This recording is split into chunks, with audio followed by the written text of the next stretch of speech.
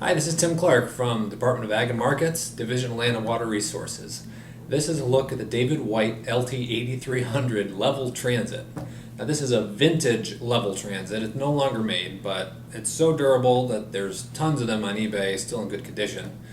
Otherwise, if you have a different model level transit, you can use this tutorial to try and understand the features of your level transit. There's lots of them made today by several manufacturers. Most of them are plastic and brightly colored.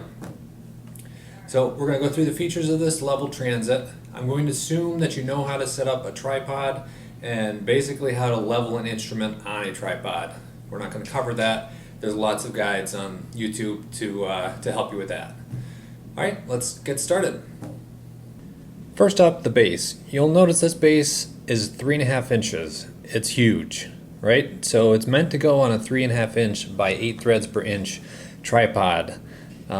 Most people these days use 5/8 inch by 11 threads per inch tripods. Now there's adapters that can adapt your tripod from 5/8 by 11 to 3.5 by 8.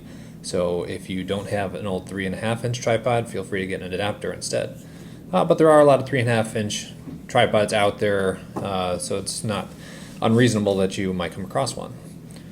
And now notice this has 4 leveling screws, and the leveling screws are not connected to the base. They just press down with force on them. So you need to make sure that there's adequate force pressing down on each screw so that the whole thing doesn't rock all over the place. And to do that, you just need to remember to turn opposite screws together in opposite directions. So when you're leveling in each axis, you grab the screws and you turn them both at the same time in opposite directions. Remember, the bubble in the level is going to follow the direction of your left thumb. Okay? And if you turn them the same distance, you'll always have good pressure pressing down on the plate and it won't rock all over the place.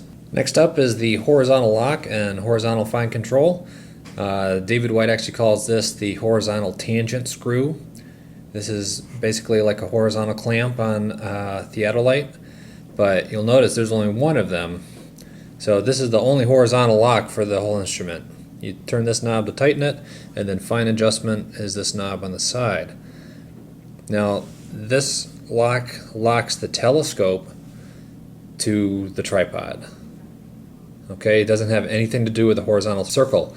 Remember, on a theodolite, you'll have 2 clamps. One clamp will connect the telescope and lock it to the horizontal circle.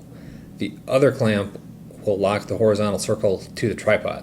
So this is a different setup. It's simpler and there's less parts and also less accuracy with some things. Moving up the instrument, we have the horizontal circle and vernier scale. Now you'll notice that this is a double folded vernier. So on each side of the 0 mark, which is actually 60, it only goes up to 30 minutes. So folded vernier is typically used when you're trying to save space. In this case, I think they could have fit a full double vernier on both sides of this mark. But whatever. So remember, if you're reading minutes on the vernier scale and you get up to 30 and you haven't found a corresponding mark, you jump back to the other side and start from there, go 30, 35, 40, 45, 50.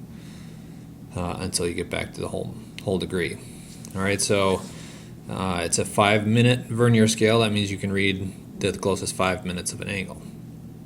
Now remember, there's no lock controlling this horizontal circle. It just turns by hand, so you just turn it with your thumbs. So you would think that might be kind of prone to errors, but actually it's really hard to turn, so it's not going to come out of alignment if you're just spinning the telescope around. So basically, to set a 0 reading for setting north or something, you need to tighten the horizontal clamp and then just eyeball the 0 setting on the vernier scale.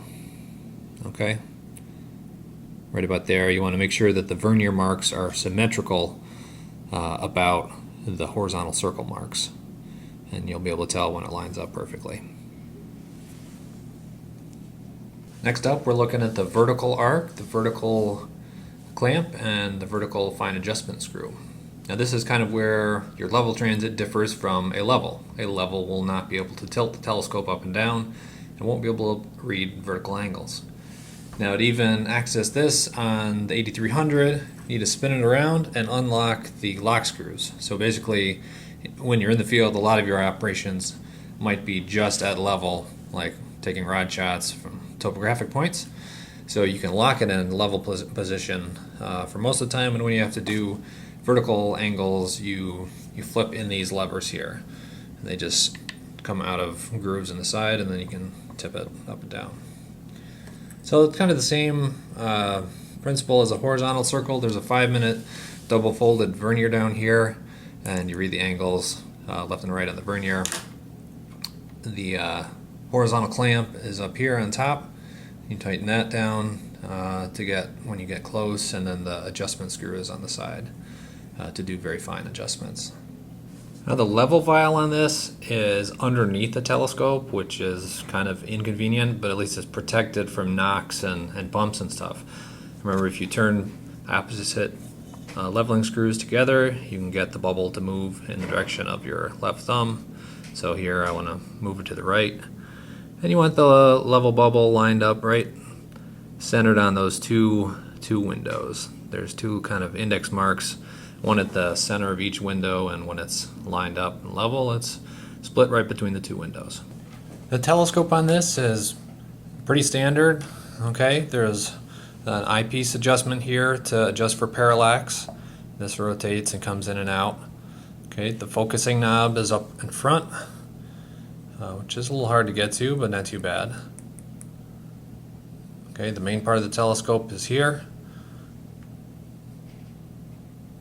And the reticle is actually right here. And the neat thing about this transit is that it can be swapped out to have either just the crosshairs, or it can have a glass stadia reticle installed. So if you want stadia lines, you can spec it out to have the glass stadia reticle, and if you don't want stadia, you can just have the wire reticle. And there's an adjustment screw inside the eyepiece assembly that adjusts the focal distance for whichever reticle you have installed. That about wraps it up for this video, but I'm going to do one last rotate around so you can see the whole thing. If you have any other questions about level transits or the David White LT8300, leave them in the comments, and hopefully I'll be able to answer them.